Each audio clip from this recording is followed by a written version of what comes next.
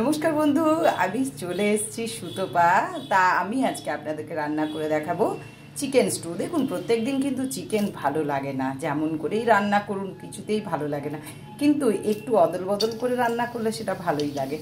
তাই এখানে আমি দেখুন, আমার ছেলে যেহেতু বাটার খায় না, চিকেন স্টুতে বাটার দিলে খুবই ভালো লাগে, তাই বাটার দিলাম না, দিলাম সাদা তেল।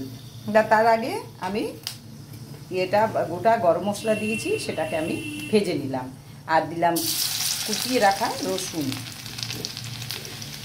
আমি এটা বানাচ্ছি চিকেন স্টু, ছেলে পাউরুটি দিয়ে এসে খাবে, তাই ভাবলাম আমি তো আমার বন্ধুদের সব শেয়ার করি, তাই এটাও কেন শেয়ার করব না, রান্নাও হবে গল্পও হবে। কি বন্ধুরা, দিয়ে দিলাম কেটে রাখা পেঁয়াজগুলো।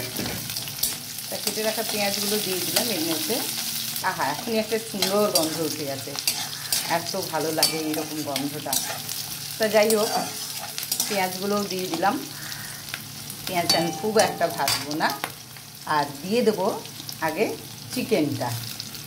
চিকেনটাকে আমি এখনও নুন টুন কিছু দিইনি, তা আগে তাকে মিনিট 5 ভালো করে নেড়ে নেব।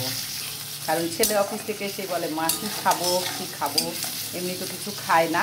এটার সাথে কিন্তু পাউরুটি দিলে খুবই ভালো লাগে, পাউরুটি দিয়ে খেলে ভালো লাগে। তাই আমি ভাবলাম না, একটু চিকেন স্টু করে রাখি, তাই আমি এখন চিকেন স্টু বানাচ্ছি। আপনারাও যদি আপনাদের বাড়ির বাচ্চাদের বড়দের দেন, এটা সবথেকে উপকারী জিনিস, এর কোনো সাইড এফেক্ট নেই, এটাই হচ্ছে ব্যাপার। তা আপনারাও এভাবে করে দিতে পারেন। এটা কিন্তু হাড়ে মাংস এনেছি, শুধু ব্রেস্টের পিস বা শুধু বোনলেস সেরকমটা নয়।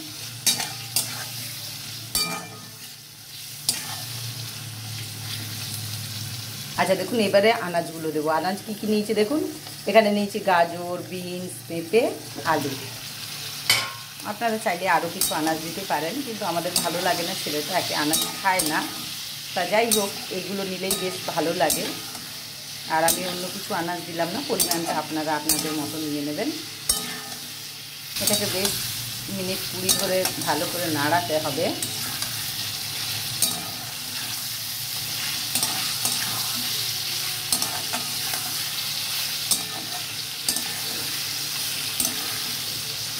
নাড়াতে নাড়াতে একটা সুন্দর গন্ধ উঠবে। এবার কিন্তু আমি নুনটা দিই।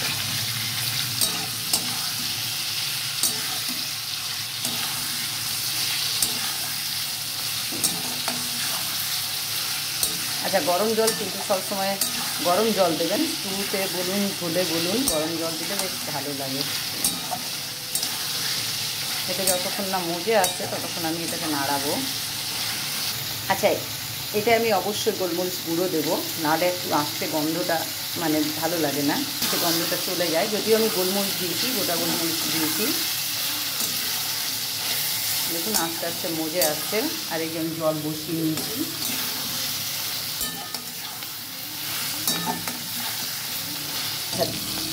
দুটো কাঁচা লঙ্কাও দিয়ে দিলাম, আর একটু আমি ক্যাপসিকাম কেটে দিয়ে দিলাম। ক্যাপসিকাম দিলে কিন্তু শুক্তো একটা আলাদা টেস্ট লাগে, যদি আপনাদের থাকে দিয়ে দেবেন, না হলে দরকার নেই।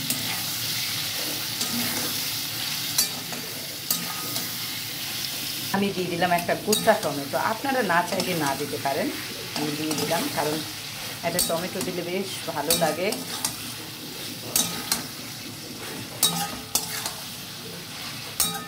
এইবার আমি এটার মধ্যে জলটা দিয়ে ঢাকা দিয়ে দেবো।